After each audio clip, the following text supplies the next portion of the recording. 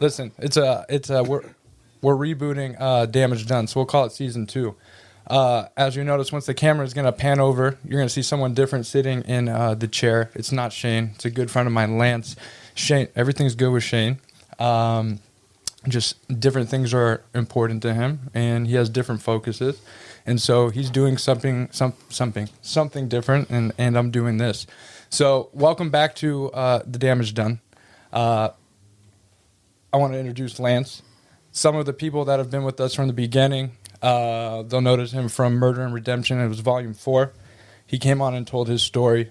And going forward, we're going to be here telling stories together. So say hello, Lance. Hey, everyone out there with Damage Done. You know, I'm Lance. I'm the guy that did 28 years and looks like a doctor. Yeah. But, you know, even the best of us can fall into ill repair and a bad path. And I'm glad to be here and help Mason out and maybe connect with you and start some new conversations. Yeah, that's what we want to do. So basically getting right into it, I thought you did 27 years. You did 28 years. I round up, okay? Round up, okay. Got it. So 27, 28 years. A big theme in this podcast, the show, whatever you want to call it, is redemption.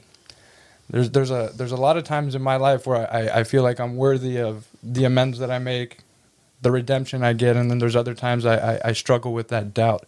I didn't commit the crimes or go as dark as you went to have spent that amount of time behind bars. But do you ever struggle with the fact that you feel you don't deserve redemption? No, I think it's something you live. How so? Well, everybody, we in society, we go around and we talk about these kind of language is like a noun, these things, these objects. And I think recovery and life is more of a verb. It's an action. You know, it's how we live our lives. It's how we interact with our communities and our families and ourselves. You know, forgiveness isn't like I'm sorry for what I did, but it's a moving forward, honoring that by how you live your life. Sure. I know a lot of people. I get a lot of DMs, messages, emails, comments about people that are stuck in active addiction, active crime. And I remember being in that place in my life, and it's hard to see the light on the other side because you've caused so much harm.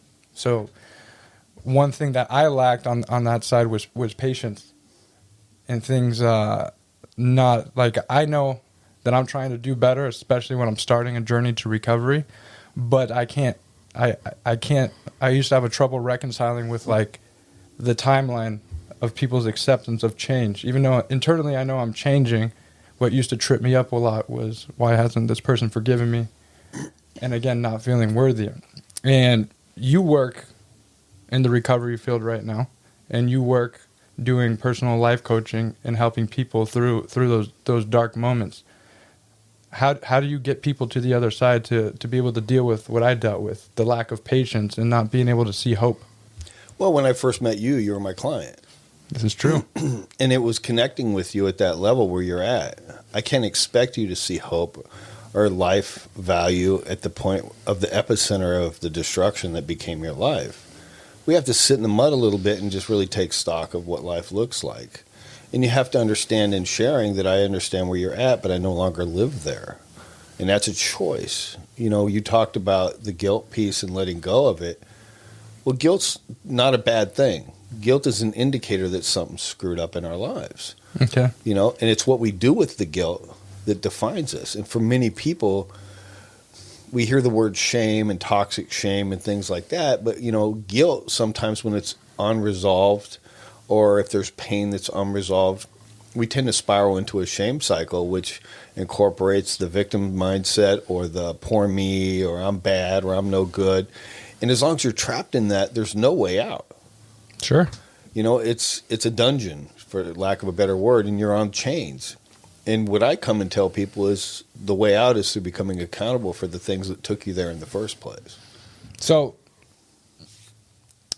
when my initial idea with this show is to be the living example of trying to change, flaws and all. I don't want to sit here and act like I'm a saint or anything like that. But if people like you and I can destroy things the way we've destroyed things, and then all of a sudden we can live life where we feel peace. It's not even just happiness. Everyone's like, are you happy? It's just like, oh, maybe. Sometimes I'm happy, sometimes I'm sad, but I'm at peace.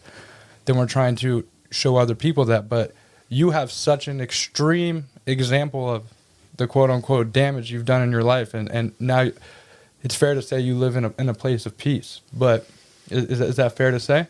Sometimes life is shitty. But you're in a position now to be able to live in action of changing and being better. But how did you get there? Because you caused immense damage in your life, correct? Yeah.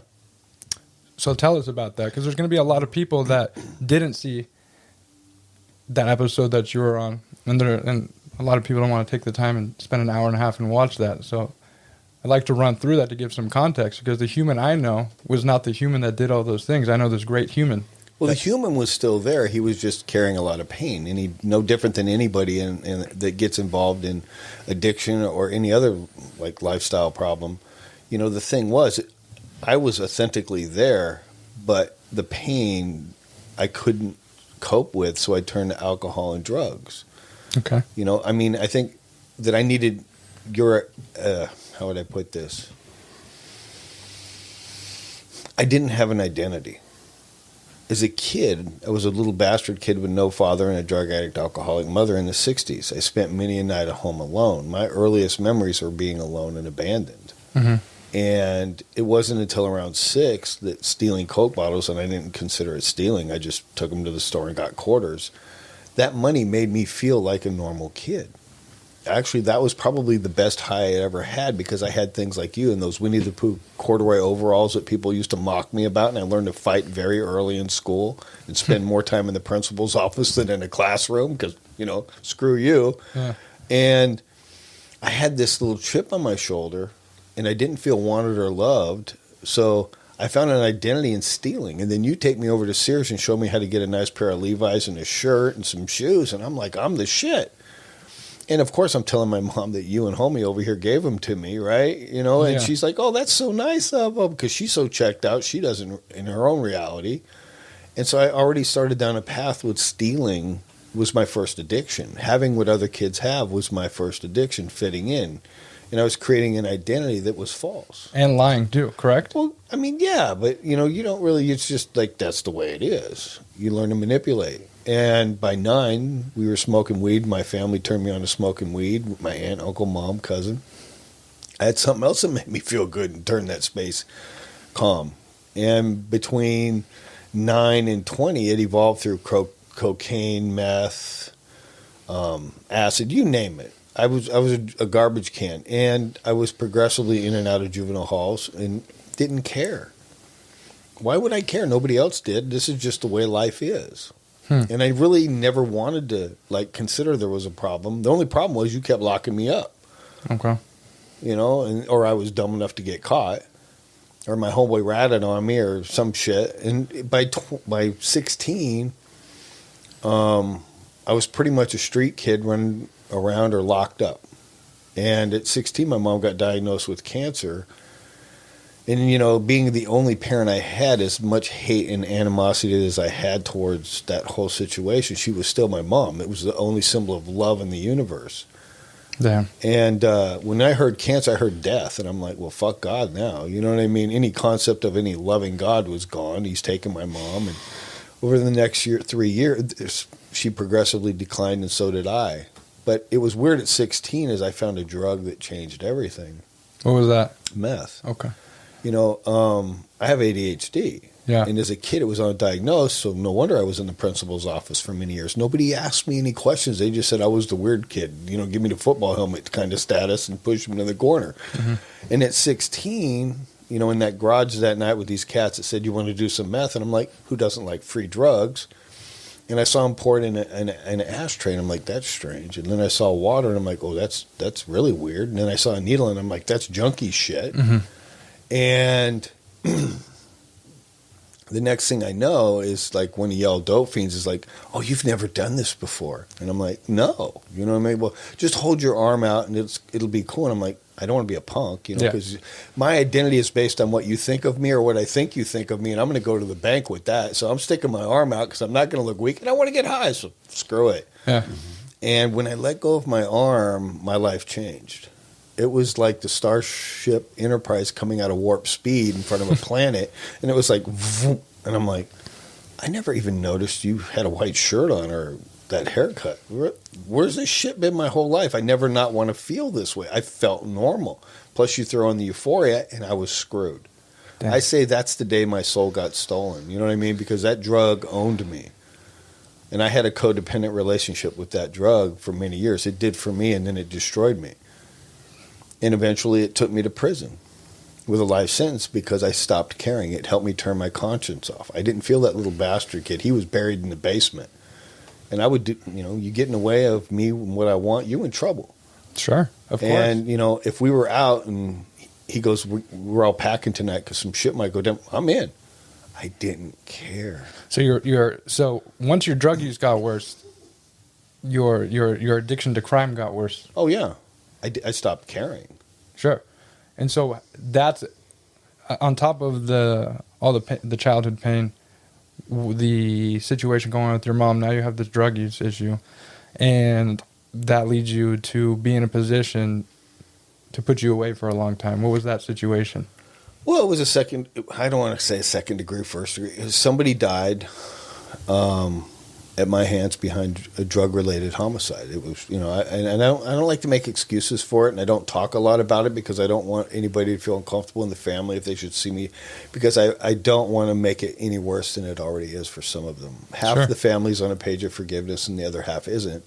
And I still have to honor them, and I don't want to create any more pain. Today, I honor Matthew, the man who passed away that night at my hands, and his mom, Miss Ellis, and his wife, Tina, and his son, Brandon, and their families.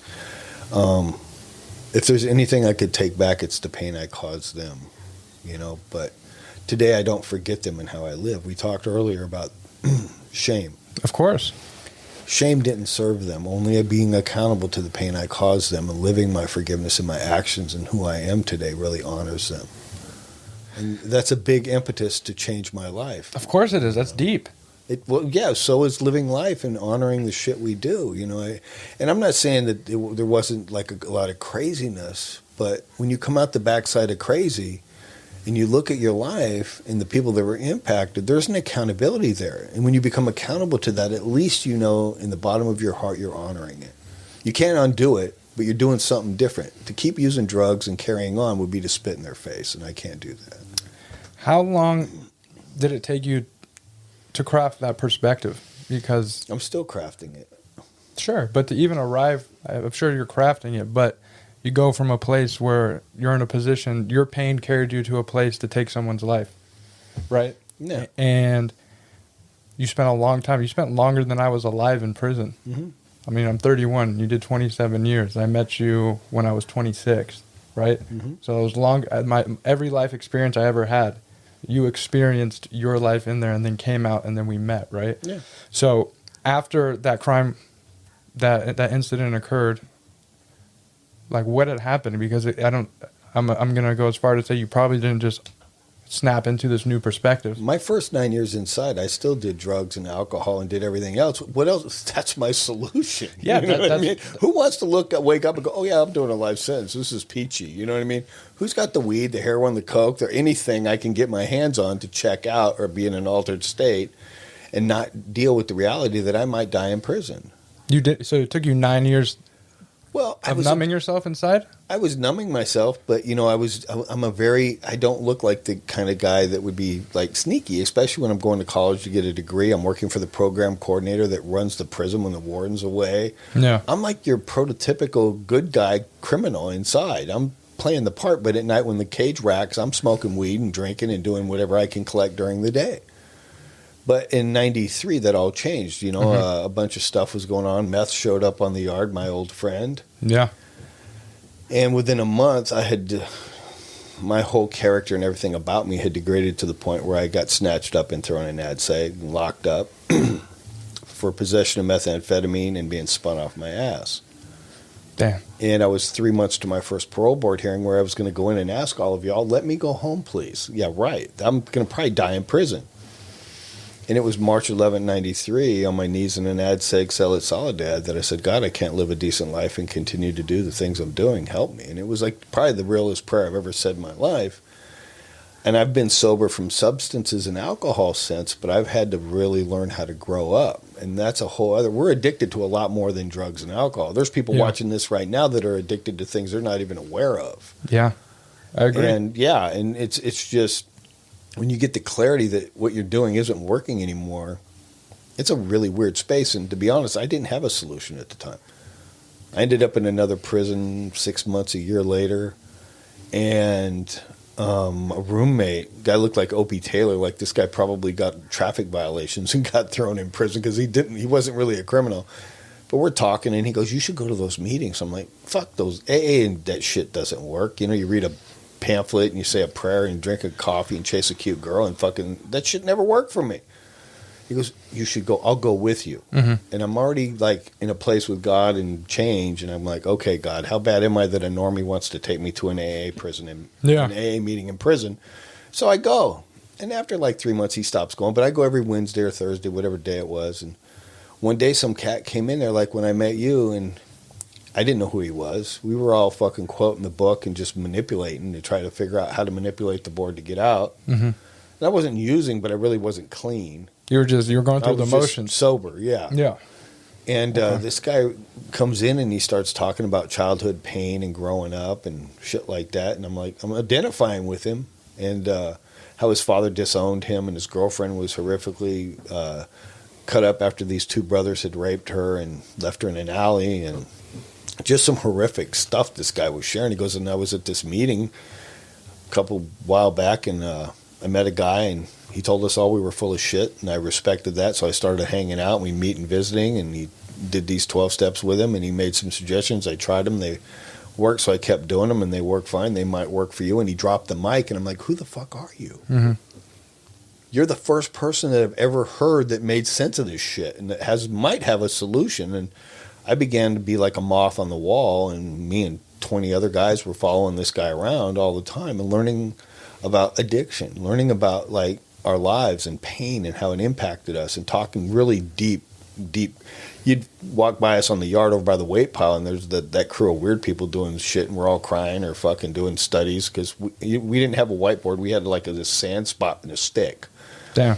But that's how we learned, because this guy knew what he was doing and he told us he told me personally, go put your big book away and all your pamphlets. I don't want you bringing them out anymore. You have to know how to apply the 12 steps in your life. Not be a parrot of me, Bill or Bob. But how can you do that in prison, man? Like, it's you make a choice. How do you do it out here?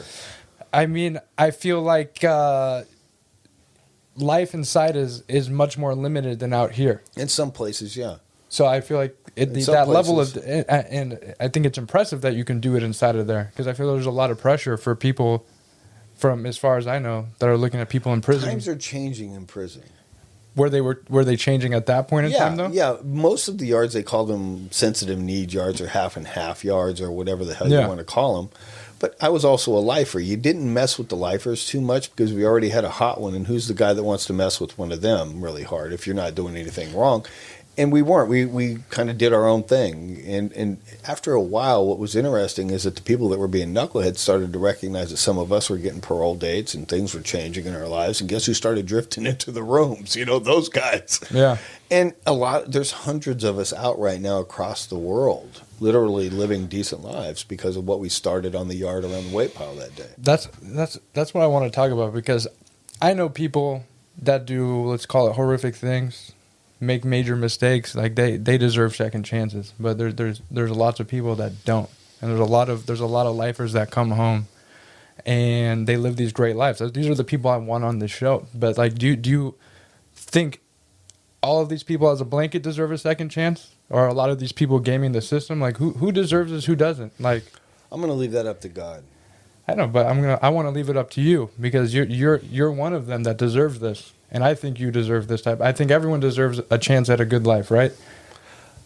I'm sitting here because somebody with wisdom opened their mouth in front of me, and I was ready. If a person has to do what a person has to do to get out and the board or the system is manipulated, that's on the system. That's not on the individual.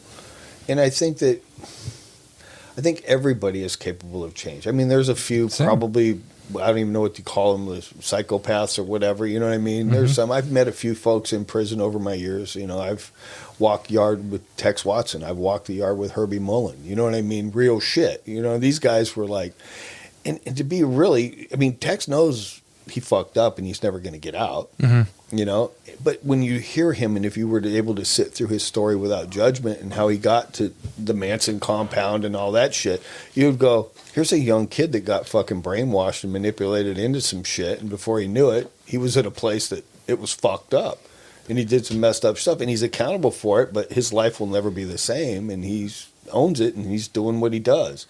Herbie, on the other hand, is a guy that, I love Herbie, he's a sweetheart, but he's like not here.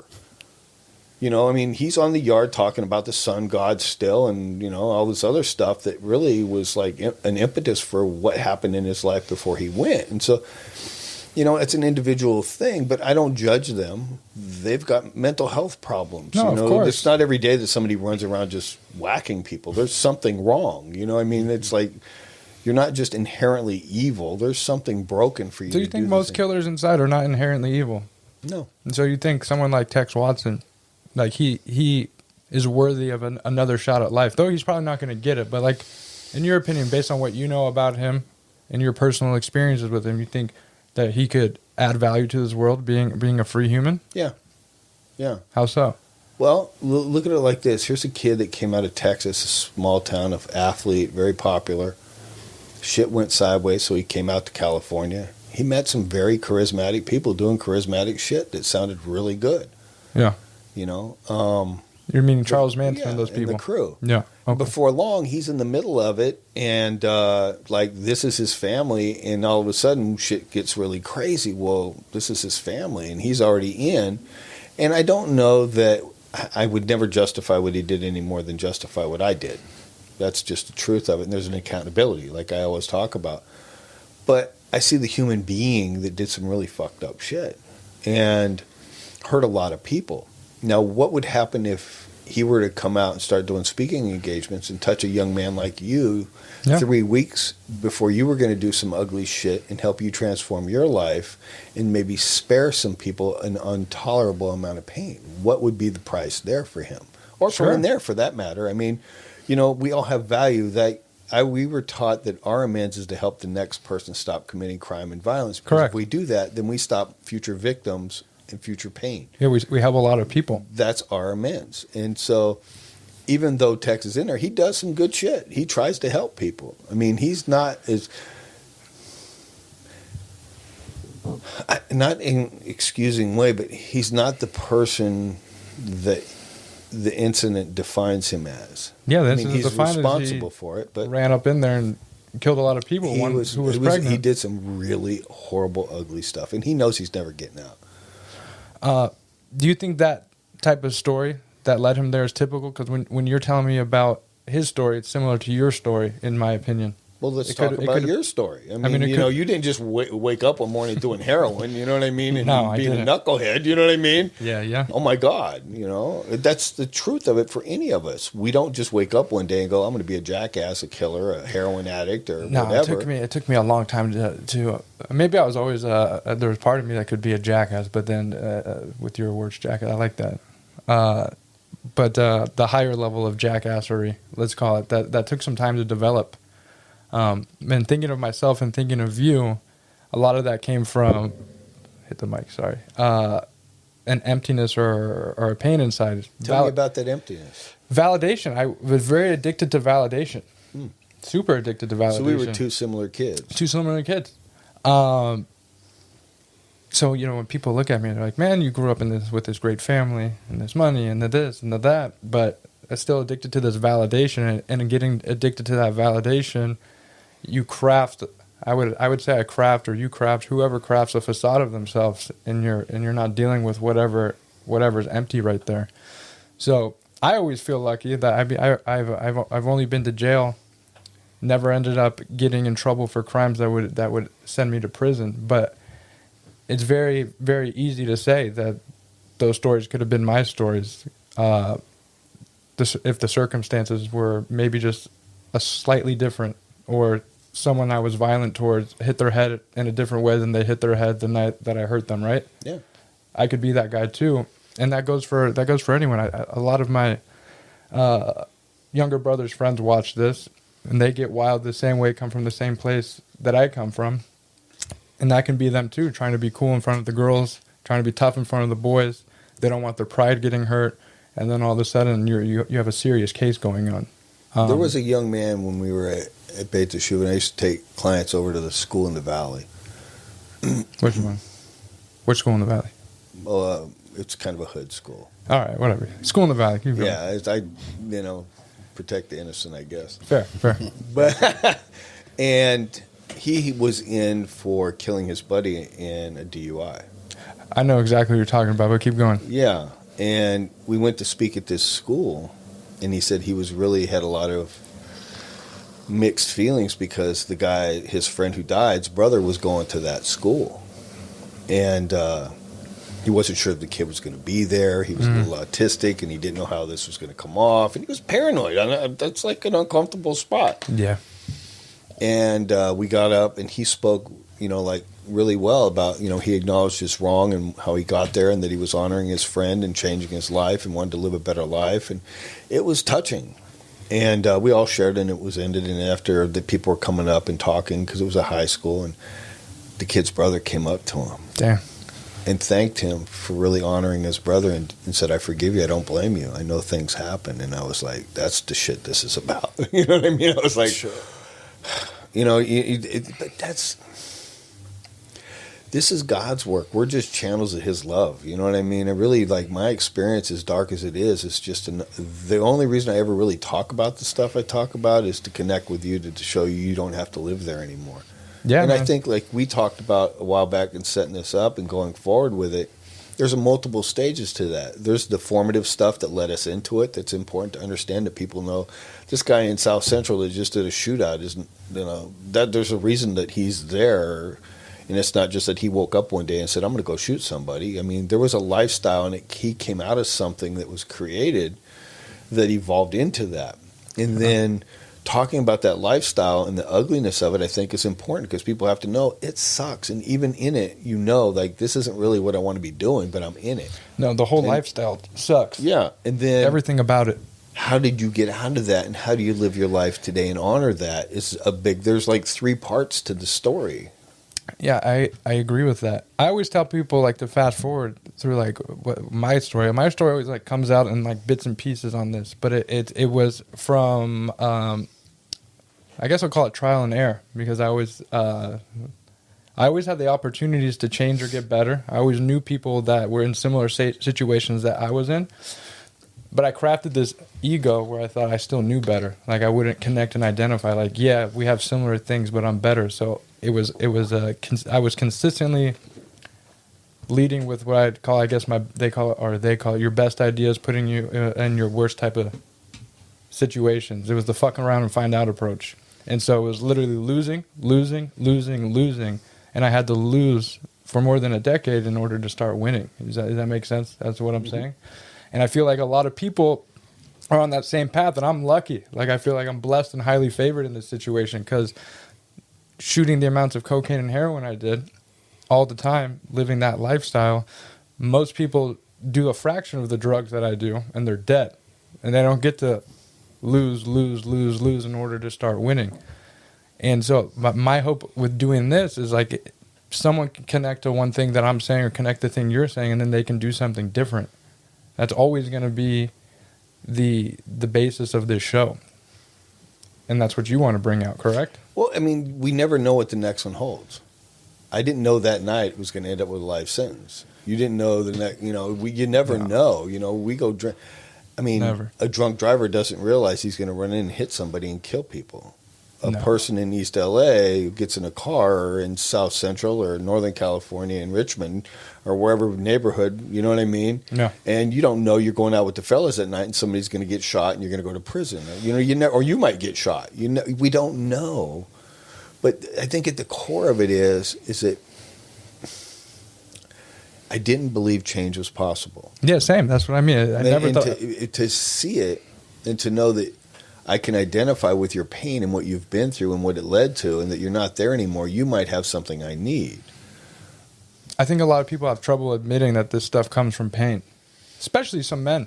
They're just like, I have pain. When the door closes in prison, they would tell you differently. Most people know, when they see their kid walking away from the glass because they can't touch him or give him a hug. Yeah. It's the bravado ends when the door closes many times. Or you're just so blacked out, like I was on crack, or I'm not crack, but meth for so long that I just blinded myself to not feel. Sure. And in that space, you put me in a chaotic space where I'm not feeling, and it's going to be bad.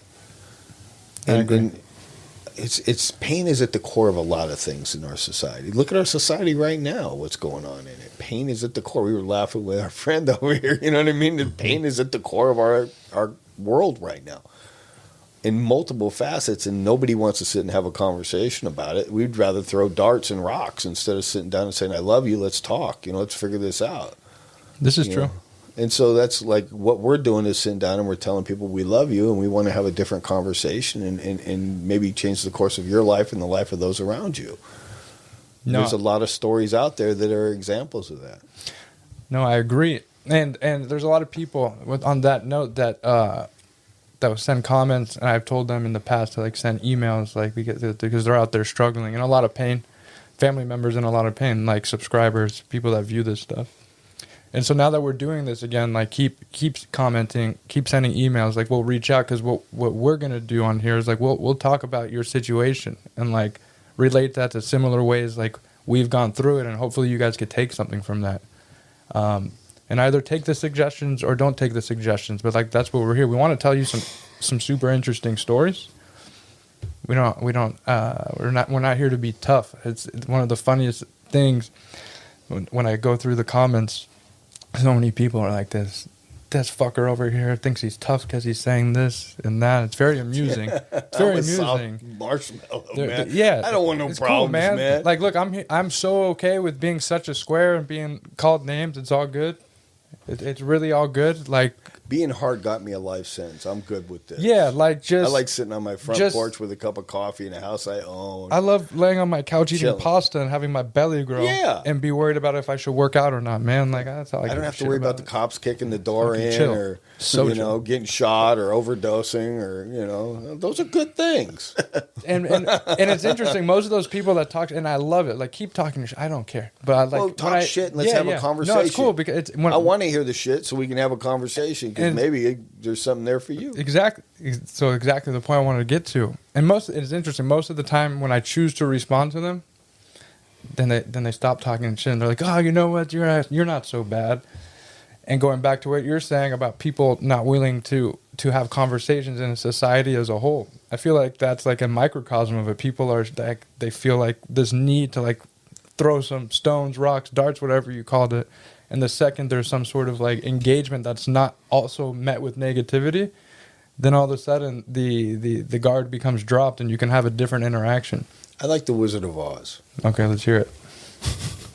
At the end, this asshole wizard sends him to kill the bad witch and get her broom. You know what I mean? Come on, what kind of a wizard are you going to whack the witch? Okay, you know what I mean? This is a kid's movie, by the way. You know what I mean? We're going to kill the witch. He's a great wizard. Why don't you do it yourself if you're so mighty? But, you're sending a scarecrow, a lion, and a tin man, and a Dorothy and a dog. Totally, yeah. And they come back with the broom. And this guy's got to be the wizard's got to be this is some real shit. These guys pulled off a coup here.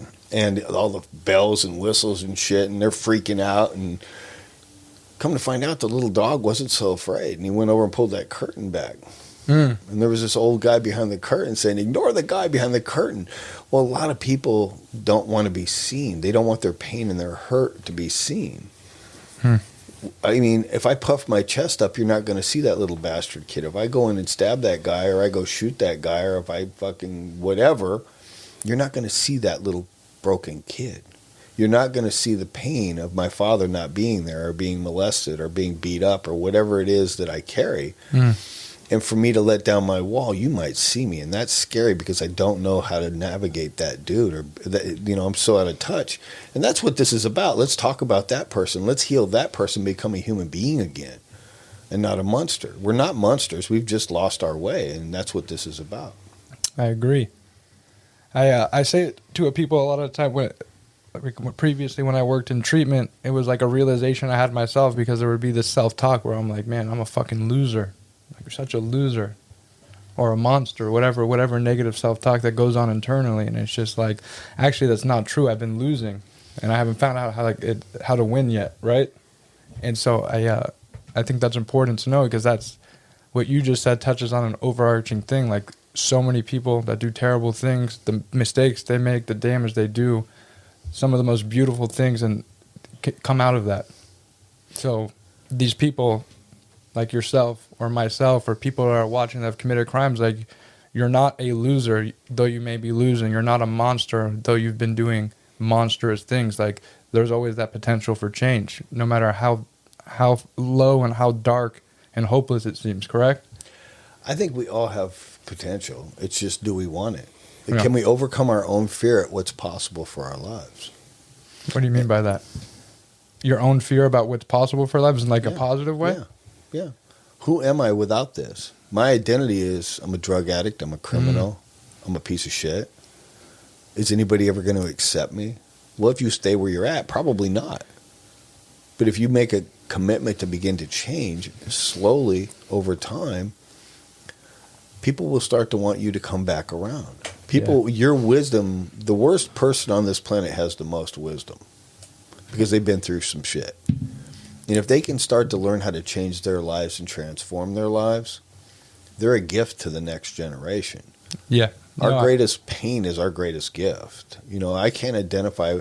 There's somebody out there that probably stayed home alone at night with their little dachshund dog on the bed, wondering if mom and dad are coming home, and was afraid and had to learn how to fit in, and was ridiculed at school and sat in the principal's office and felt they were different until they found some friends who were thieves and drug addicts. And, maybe there's something there for them to think about, that they're not a bad person. They were just misunderstood, unloved, unwanted, whatever it is, whatever our stories are. I'm not 5 or 10 years old anymore, and neither are you.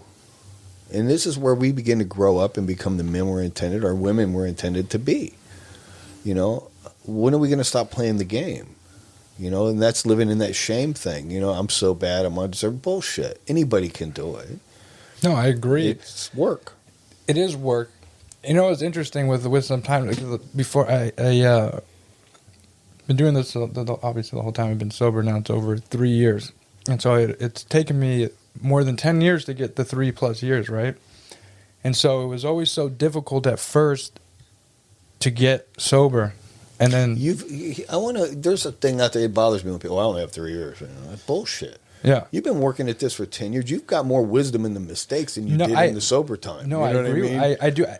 If I didn't make those mistakes, I don't believe I'd have this time right now. And see, I don't regret the mistakes I've made at this point in time either. Because there's people out there right now, I fucked up 6 times. I can't never have that bullshit. No, I agree. Let's talk about that. Let's get into that. Sure. There's a lot of growth in there. Because all hope's not lost. Like, when you and I worked together, like I was doing when at the Beit Yeshuva, I would do relatively well in there relative to how poorly I was doing.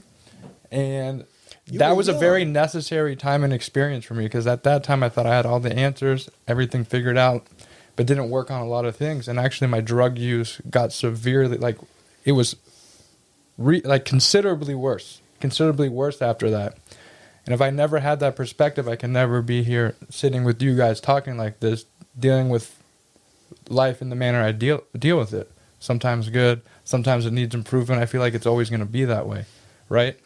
But one thing I wanted to touch on with this train of thought was starting to get sober, but then maintaining that, and then dealing with good things starting to happen to you, because that becomes foreign.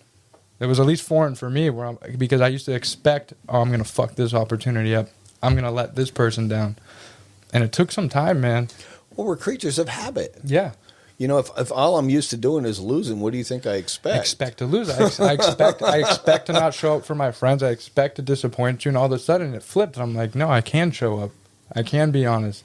As uncomfortable, like there's like some sort of courage that you develop without even realizing it. It's crazy. Success can be uncomfortable because it means you got to be responsible for it. Yeah, man. That's what I'm talking about. Or what made this thought come up was talking about, it was something you said, it similar to the effect of like people wanting you back in their lives. Like that shit was wild to me. Like even just recently, like my friends like wanted me to come hang out, wanted me to go on trips, wanted me to do this. People reaching out to me for advice. I'm like, yo, this makes me really fucking uncomfortable. I know I have what it takes to show up and be this person, but like for the longest time, all these people, I'm like, my only connection to them was like in a dark room, watching their lives take place on Instagram, being resentful that I'm not a part of it. Now all of a sudden, I'm like experiencing it, and I think that's difficult for people to deal with. It was difficult for me, and I know I'm difficult. Sometimes it gets more because there's like higher levels of it where I'm like, oh shit, like new group of friends, knew this, knew that, like fucking, and all of a sudden. Well, see, what if you stopped for a minute? What do you mean? And took a deep breath. Yeah. And just sat somewhere and thought about how amazing it was. So I do that. I mean, literally, gratitude is an amazing thing, and it's not this like gratitude list and all this stuff. No, those it's not. are great. Those are great. I'm not down in that. But when you can sit and just like, I remember when I was driving with Lisa, my wife. One day we were on 710 going into Long Beach. Yeah. And I was noticing the flowers on the side of the road. Mm-hmm. And I was like, somebody actually thought out that color pattern and how they planted that shit. Yeah. You know what I mean? It's amazing. And my wife was like, please never lose that.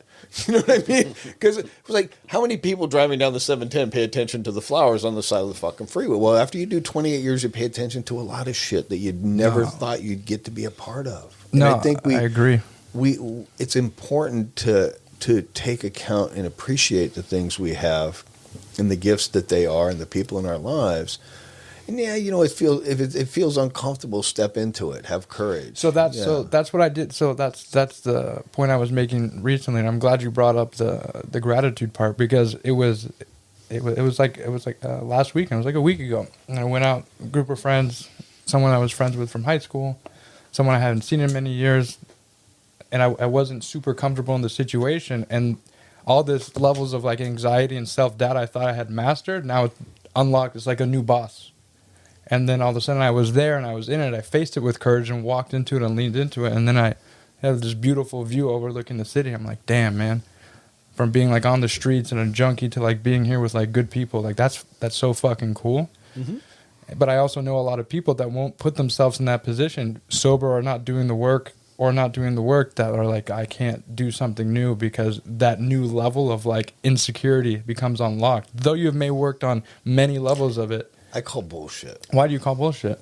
It's bullshit. In which regards? I can't. You can't what? What do you mean? That's just bullshit. You know what I mean? I can't. What I'm saying? I'm making excuses. The other people that won't lean into it. Man. I agree. You know, I'm sorry to give you bad news, but that's your bullshit. You know, you want to stay stuck over in the fucking corner, you stay there. I'm rolling. That's what I'm saying. You know what Fuck that. Yeah, but the thing is that they got to know they can roll. That's what I'm saying. So shit like that. So shit like move, exactly. You know? Shit like that shows me like, yo, I'm fucking. I got this. So do they. They just don't want to fucking take hold of it. You know, it's like I'm not big on excuses. I hate excuses too, man. You know, I mean, and the other day, like you're talking about that experience. I was yesterday out in Malibu. I work out there a few days a week. And I decided to take a detour, and I'm going to go out to Point Doom and do some video work for my TikTok that my wife stresses me out about. TikTok, it's good. What's the handle? Lifeoveraddiction.com. It's my company. We'll talk about that later, because that might be a whole other thing we'll go get crazy with, because I'm a fanatic about sobriety and beyond just alcohol and drugs. Yeah. But I'm sitting out there taking these photos, and it's amazingly beautiful. It's like that freaking perfect day along Point Doom, the cliffs, the surfers are down there, the waves are crashing. I'm like, who'd have fucking thought 10 years ago that I'd be doing this shit when I was in a cage? You know what I mean? And doing the shit I do, traveling the world and seeing people and helping people, working with fucking in every facet of humanity. Yeah. And I got my little thing out there, and I'm doing my thing. And some guy comes by, and he's like, well, what are you up to? And I'm like, I'm just shooting some videos for TikTok, my site. And he's like, so what do you do? And I go, I'm an addiction specialist, but I believe in helping people that, when they leave treatment, it's like leaving prison. Here's $200, good luck and a kick in the ass. When you leave treatment, they give you some therapist and a psychiatrist and some fucking They say, hey, man, go to IOP some meetings. and Willy Hoo-Hoo land. And, they come back 3 weeks later. What happened? Well, it just wasn't worked out. And they didn't have the training wheels or somebody like me to walk with them in this society to help them live that stuff. And so I'm talking to this guy, and he goes, I've been clean 15 years, man. It's amazing, isn't it? And took my information, and, we had a great conversation, and it was a great day, and boom. Yeah. And it was just like I wouldn't have had those experiences had I not made the decision to humble myself and know I didn't know anything, and maybe you did, and you could help me. Because if I don't know something, and you do, I want that. I wanted a better life. I didn't want to be a piece of shit. No, me neither, man. And I didn't want to hurt my family. I didn't want to hurt people. I didn't want to hurt myself. I just didn't know how to not do that. Other than sit on my hands and not do anything, and that wasn't getting me anywhere. No, that just prolongs the inevitable of doing what you know how to do. Having help, whether it's a sponsor, a coach, a mentor, a friend. therapist, a combination of things, a friend, somebody that can help guide you through a lot of stuff and that you can call when the heat's up. I don't know that it's an invaluable thing. And I fight against the system that likes money. So, you know what I mean? I'm fighting against basically the government. Don't care. That's a whole other conversation for another podcast soon. But, you know what I mean? Because there's a lot of like-minded people out there that want to help. And I believe that just like criminals can change their lives and live productive lives, I believe drug addicts and alcoholics and gamblers and sexaholics and everything in between can do the same. Yeah. But they need the support that they need and not just a, insurance policy they live off of. For sure they do. I know. And that's the crux of what you're doing, as you're saying, with your life over addiction. Correct? That's all it's about, is about helping people. Can I ask a question real quick? Yeah. My question is, you're talking about people who are like addicted to things they don't know how they're even addicted to. And you're talking about feeling like a loser, being addicted to losing, only knowing how to lose. Ooh, just hit it on the head. So where would somebody start who doesn't have like a criminal addiction or a drug addiction, but they're addicted to losing, they're in a bad rut? Where do they start to get out of there? Because there's not a Losers Anonymous. No, there's not. So there's me. and this is where we start a new conversation, because you don't know how to have a conversation because it's been a losing thing. So why not let's sit down, get a cup of coffee, spend a couple hours, and see what you want in your life. What do you want to win? Let's start planning on winning rather than losing. Right. And we may not always win. Sure. Not every situation's a win, but there's something we can learn from it that'll help us win the next situation. And then it's really about movement, because when I'm stuck in a losing spot, I'm not moving, I'm stuck. Right. And I would redefine losing, I guess, as winning and trying. Sure. That's you're winning when you're trying. It's the flip. It's, chocolate or vanilla, as my grand sponsor used to say. What do you want, Lance? And I go, fuck you. You know what I mean? Because he'd say, here's the problem, here's the solution. And then I'd be like, and that's the thing, is that we probably know the solution. We're just afraid of it. There's with the company that I run, with what I do outside of this, when I bring in new trainees for like on the sales side of my company, it's a very professional, very tough sale, right? To experience the high level of rejection. And I always tell them, and the point is to answer your question about losing and like where to start winning. I try to craft a mentality where you have to learn how to lose properly in order to win properly, because there's certain ways to lose. Yeah. And then there's other ways where you take nothing from losing. And so I always have to craft their mentality, kind of what you're saying. There's a bigger picture here. If you lose this way, doesn't mean you're a loser. You're going to keep losing. There's information in it. So I always have to teach them to expect the discomfort, to fight through the discomfort, because one of the main messages is you're not battling with the potential client. It's the ultimate battle with yourself. And I think such is life, right? Right. So when I teach these people as they're learning, like, look, you're going to learn to become more effective as a communicator. You're going to be more effective here. You're going to learn how to see things this way. They're not only latching on to the end result, which is getting a sale. So I think then if you apply this to what you're asking, you have to craft those benchmarks. You have to lose and expect the loss and learn to win through that. And as you do that, you build the momentum a different way into, I'm getting better at this, I'm getting better at this. And now you're like a freight train of momentum into like winning, as corny as that sounds. Yeah. Because then they start winning. And then because they learn how to lose properly, now they know how to win properly. And it's not like a super high, a super low. It can stay consistent. And with that level of rejection, doing that, I think it's a nice microcosm to like paint that picture. Does that answer your question properly? It does. You just sounded like a coach, I guess. Well, but All right. I mean, yeah, and there's the old story. There's the story that there's a couple, but everybody knows this one, or any athlete or sports fan. How many shots did Michael Jordan miss? So How many many. game-winning shots? Tons. I mean, Tons. but, and he doesn't go around saying, I missed a fucking game-winning shot. Yeah, You know what yeah. I mean? It's like, there was a meme the other day, and I was crying. It was so funny. It had a picture of Jordan and Pippen, and then they were talking, and Pippen was asking him, LeBron, he's talking a lot about all these Game 7 wins and the championships and stuff. And Michael's response was, "What's a Game 7?" I died. I just said, that's Fair enough. Yeah. But it's a perspective thing, right? But I really, that's the piece of it is that the only way to lose is to not try. Of course. Yeah, I agree. That's because I want to be clear. I don't think winning and losing has anything to do with money or No. anything like No, that. it's an internal a job. feeling. It Yeah, is. yeah, yeah. It is. It is that. Yeah. It is for sure the internal All feeling. of this, all of what we're talking about is an internal thing. Yes. It's really, this place dies. We talk about the whole. And the whole gift of recovery and sobriety and life, because I don't really like to define life by addiction or that. Those are like labels we put on things. But humanity, when we lose this piece and our society as a whole pretty much has lost this piece, is the only way to get it back is to do the work to get it back. And it takes a little bit of humility. It takes a little bit of listening. It takes a little bit of following direction and communication and openness and listening and giving back. And it's a give and take. And to be calm and comfortable in your own shoes again, in your own skin. That's the greatest gift, man. To be calm and comfortable in your own damn shoes. And even that's a challenge some days in life. I don't even want to call it sobriety. Just in like the last 2 weeks, I've been on vibrate. From Sure. a lot of life stuff's happened. My wife will tell you. You know what I mean? It's been chaos, and I'm like, I've hunkered down and said, just keep moving, just one more thing at a time. It's gonna, And she's always like, And when I take a deep breath and start petting myself, she knows I'm stressed out. I'm trying to calm Nice. myself or self-soothe because I don't heroin or meth or anything to do it with anymore. And Same. so I got God and petting myself and breathing, and calling a buddy. But life shows up, and we just have Always. to navigate it, and it's uncomfortable sometimes. The difference is I'm not in a jail cell, and I haven't damaged my relationships, and I haven't, lost. No, it's manageable. It's manageable.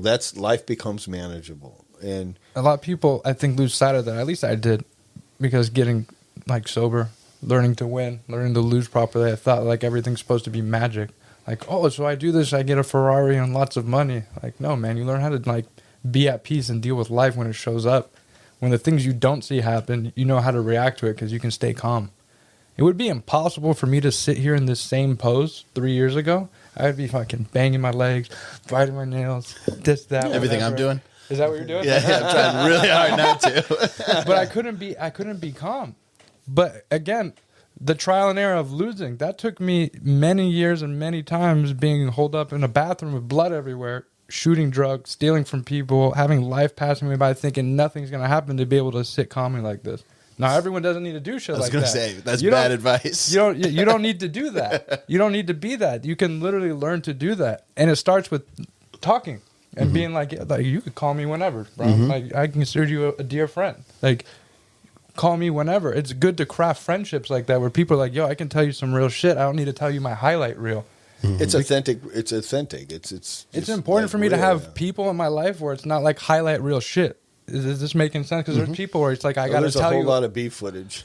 Yeah, but for real, it's like there's a lot of people that are like, I gotta flex this way, and I did this crazy thing that's just like, yo, but like, what about like when you felt broken? Like, how do I get through that? Who are you gonna call?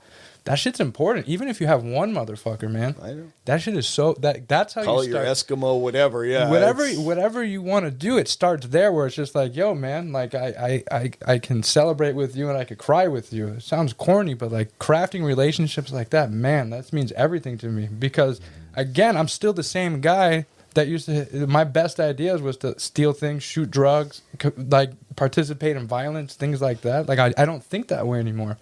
But I also don't think that I always know the answer. So if I have people I can call when I'm struggling, or I can feel comfortable expressing like, yo, I feel broken right now. Even though I portray like, oh, I'm strong, I'm in charge, I'm this, like I still feel weak all the time. And I'm okay saying that. I used to feel like ashamed to say that, even at the beginning of the sobriety. Because like I put myself in leadership positions. People look to me for advice and like strength or whatever it may be. And it's like, well, am I allowed to tell them that like I feel depressed? Like that I feel scared or anxious? Because I would tell some people that something, they'd be like, what? You? And it's a nice compliment for them to think highly of me. But then also I feel like, damn, I can't do that. But you're not being authentic, because the thing is exactly. Is that you might be over there and going through some depression stuff, and I come in here and I'm giving you the highlight reel, and I don't tell you, I've had a little depression this past week. If I say that, you're going to be like, finally somebody I can talk to. And that's, correct. I think, if all my knowledge and wisdom and everything else that I have when I work with people, that all means squat compared correct. To the fact that I see you as a human being, and I see your pain, and I understand it, and I want to sit and hear you and see you, and I believe in you. Because that's what we really, we can be that for one another. And a lot of people in treatment come in and they haven't had that, or don't believe it exists. And it's very important to really just let you know you're not alone, man. There's a lot of us out there, and there's help. And whatever your issues are, maybe you're going through a bad divorce and you need a woman that's been through a bad divorce to walk with you. You know what I mean? Or, some work-related stuff that you're in trouble and you need a coach for that. Whatever it is, there's help available. It's about humility and humbling myself to know that, man, I'm fucking up and this ain't working. And hey, you over there, you know something. So let me ask you for some advice and some guidance. Yeah. No, I agree with that. What you just said made me think of a situation. I have a close friend of mine that works for me. And I was maybe a couple of weeks ago, I realized I was like, yo, these last 2 weeks I was super depressed. There's a thing, I like to choose to be lazy. I think it's a luxury if I can have the time to choose to be lazy. But then I realized, like, yo, you haven't been doing the things you like for 2 weeks. I remember, I think you had a show, and I was going to come, and I was like, fuck, dude, I'm too depressed. Like, I couldn't do shit. And like, that was that weekend where I was like, yo, like, something's wrong with me. And I went to my friend, and he's like, how are you? People rarely ask me that for some reason. I was like, dude, actually, I've been depressed. And there was a look on his face, like, you too? And then we had like a real conversation. Like, I didn't realize, like, he actually struggles with real depression, but there was an immense value in me, like, being, because I felt like I couldn't be honest. I was like, oh, I don't know, some weird reason in my head, I can't admit that, like, I'm depressed. I have to be this. It was that old shit instead of just being real. But it helped him because then he was able to open up, like, dude, I struggle with this and I do that. And he helped get me through that type of stuff too, where I'm like, yo, man. That's how the program works. That's how it works. I was like, because he usually looks to me for some advice and stuff, and I just opened up like, yeah, man, I've just been depressed, and like it's like I noticed like I don't do this and the things I like to do, and like boom, boom, boom, and I thought it was this, but like damn, and like in the middle of the office, we just had like this nice conversation. And I think he saw me on a different level too, but I was like, Jesus, like we can get help, advice, offer help back. Like there was immense help for him to connect with me, and there was immense help back to connect that way just by being honest like that. And the crazy thing is I try to live as honest as possible, but then in those moments I didn't see like, oh man, I'm being dishonest with how I feel. And then there's a moment of honesty and you can get some perspective on that. That shit's pretty cool. Absolutely. Fair to say. What are we, about an hour in? So we'll wrap up here because we're gonna have a lot more to come. I want people to expect at least one episode a month, probably two. We probably want to do two. Yeah, I think as we schedule people and get a good docket of people that want to come on board. Yeah, so we're going to start being much more consistent now. Always subscribe to the YouTube. Most of you guys do. Instagram, that's cool. TikTok's bigger. Do all that type of stuff, man. Very happy to be working with you, Brian. Very, very happy that you're here, Lance. So this is what it is, man. It's the damage done. Like it, talk your shit, make fun of me, don't thank me. Also, I don't fucking know, man. But we're here doing this, and we're not going to stop. So thanks for tuning in. Yeah. Live big.